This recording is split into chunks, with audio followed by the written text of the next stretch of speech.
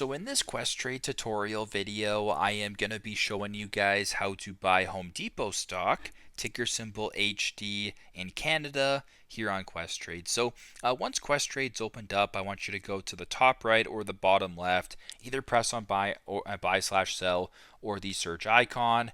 As I mentioned, type in ticker symbol HD.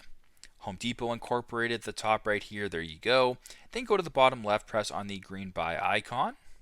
Once you're here, you can either go to share quantity or the dollar amount and type in sort of the order that you're looking to fulfill. Once that is done, go to the bottom, press on the green next button, and then follow the steps that come afterwards. So very simple, very straightforward. This is how to buy Home Depot stock, ticker symbol HD in Canada using Questrade. Thanks again for watching, and I hope this video helps.